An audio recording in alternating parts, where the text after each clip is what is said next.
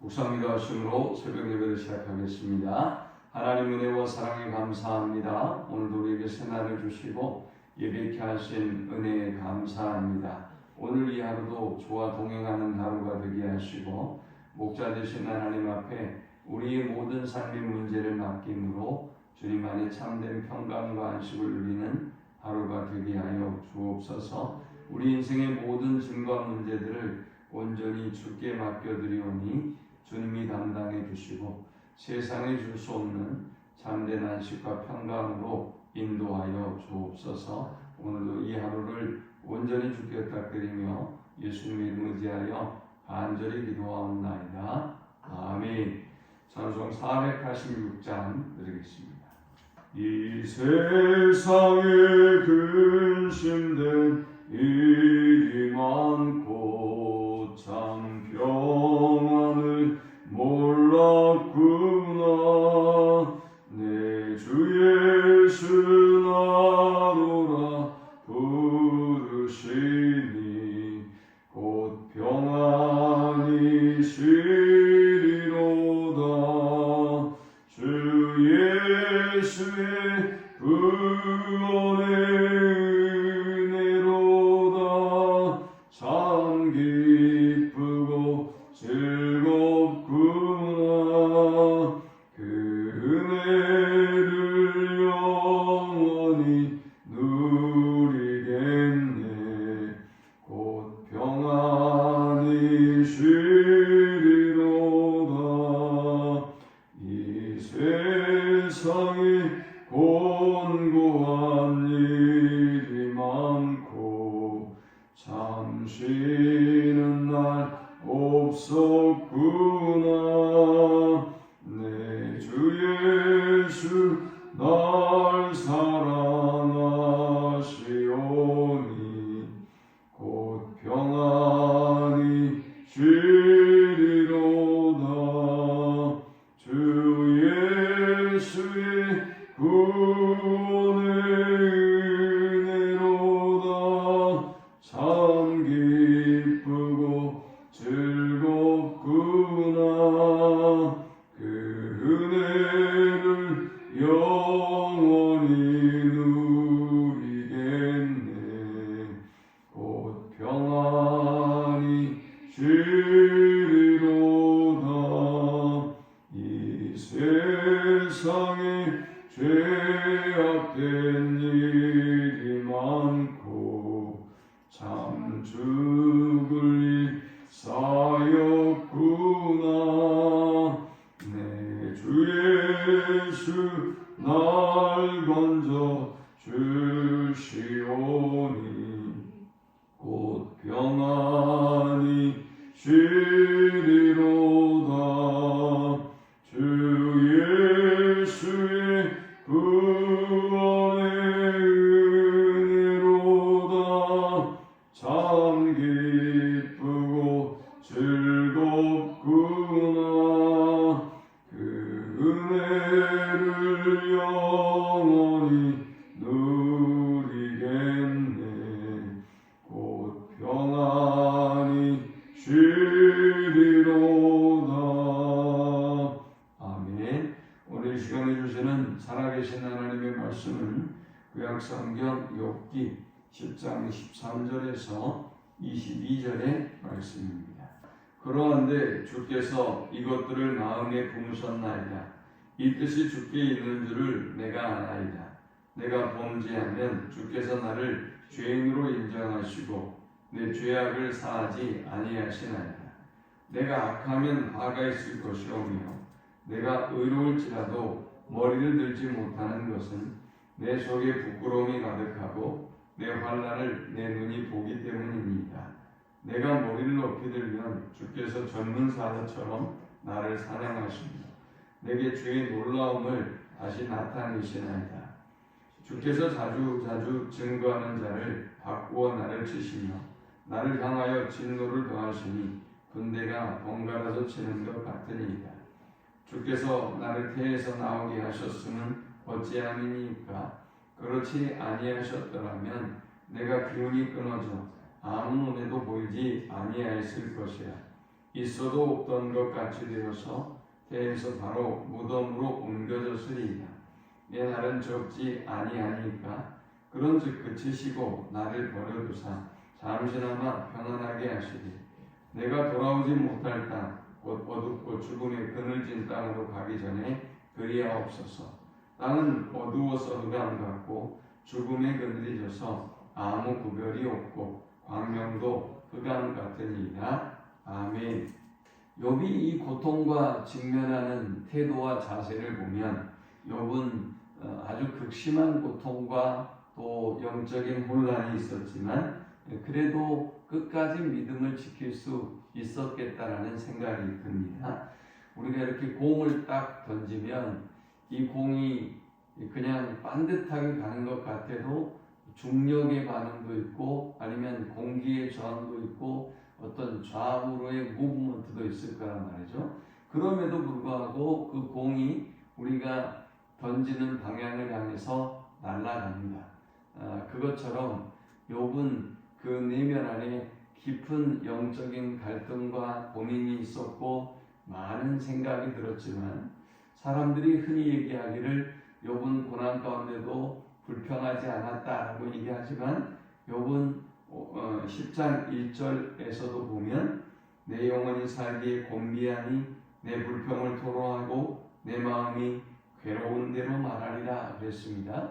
욥은 내면의 깊은 고통과 아픔을 그대로 하나님께 토해내고 있고 또 여러 가지 어떤 내면적인 갈등과 어려움들을 불평으로 원망으로 그렇게 하나님 앞에 토해내지만 중요한 것은 결코 그의 믿음의 고백, 그의 믿음만은 흔들리지 않고 있다는 것이죠. 그런데 오늘 이 본문을 들여다보면 그가 이렇게 극심한 고난 가운데서도 흔들리지 않았던 이유를 우리가 발견하게 됩니다. 오늘 우리는 이 본문을 통해서 우리가 극심한 고통이 직면하게 될 때 그 고통과 아픔을 이길 수 있는 세 가지 원리를 살펴보면서 함께 은혜를 나누고자 합니다. 이 본문이 주는 첫 번째 고통을 이기는 영적 비결은 고통을 넘어 모든 것을 주관하시는 하나님을 바라보라 라는 것입니다. 시편 121편 1절에서 2절에 보면 내가 산을 향하여 눈을 들리라 나의 도움이 어디서 올까 나의 도움은 천지를 지으신 여호와에게서로다 라고 시인이 고백합니다.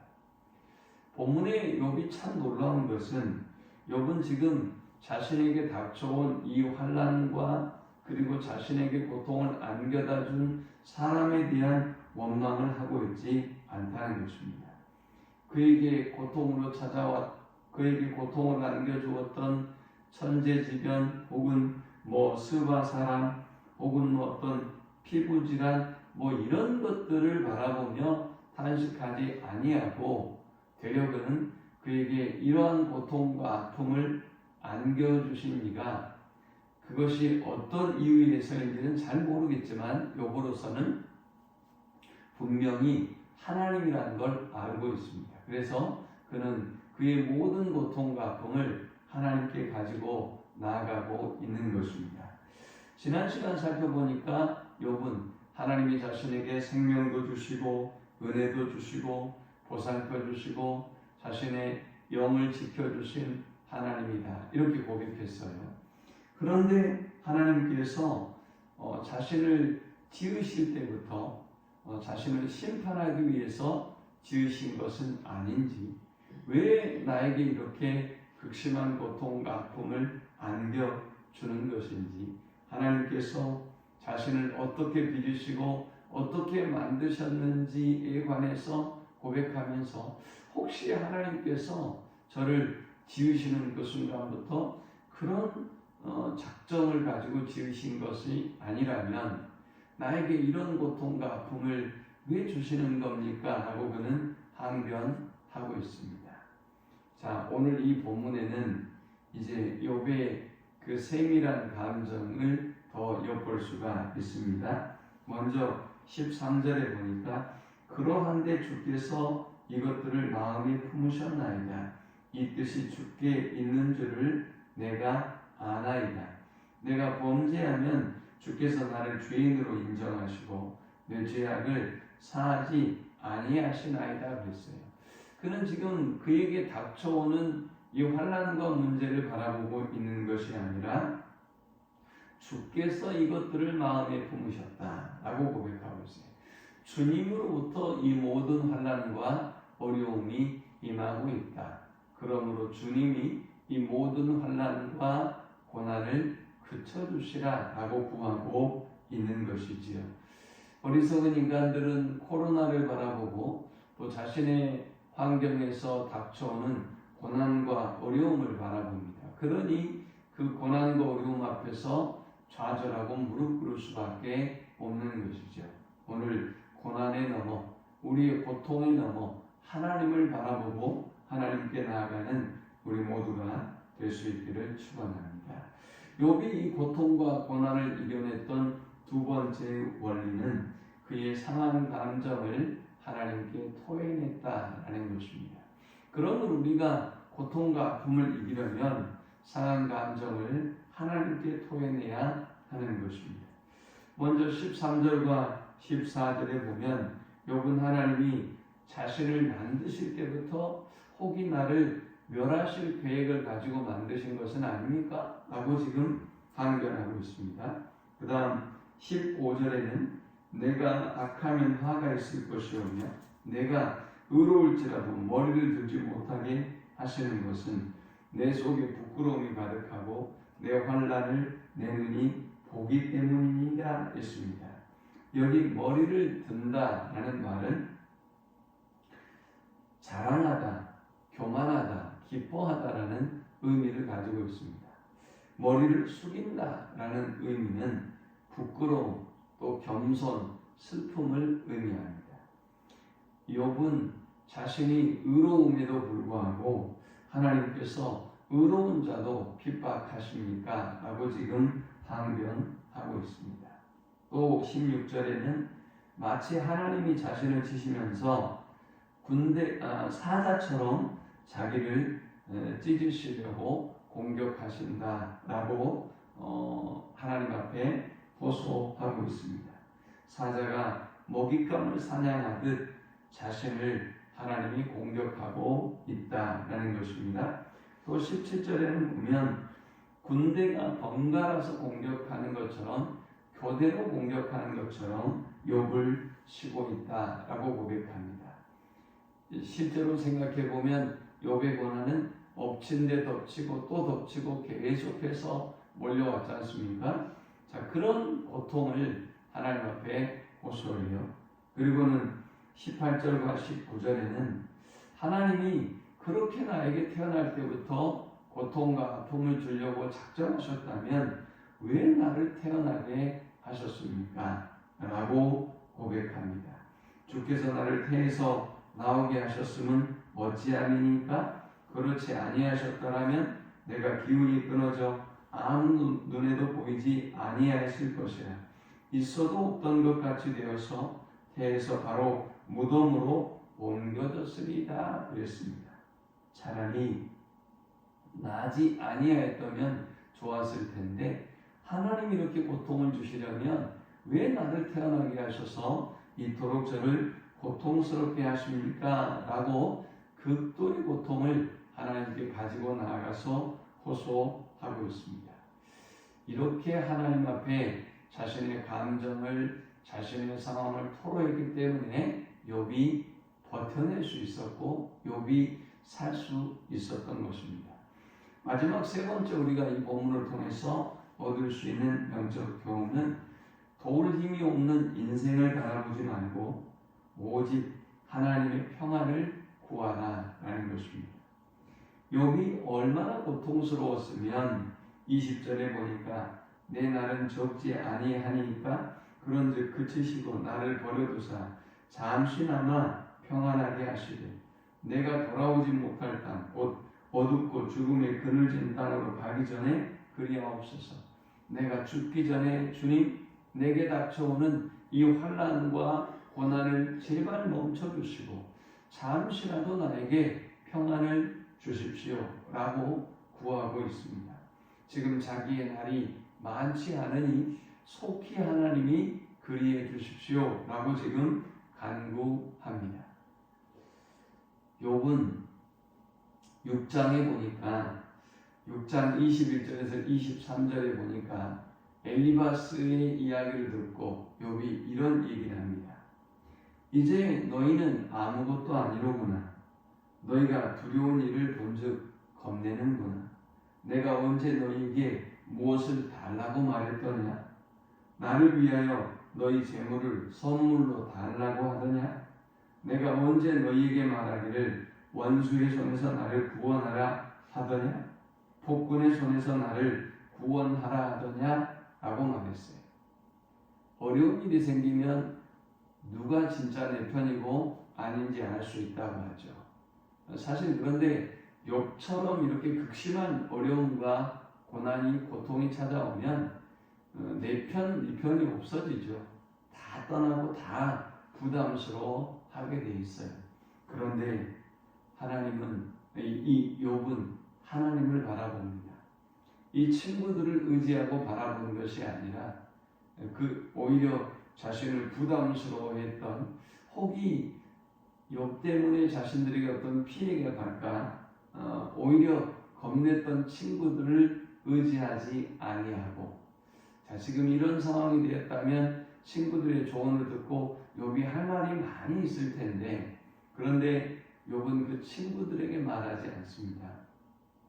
그 친구들을 바라보지도 의지하지도 않습니다.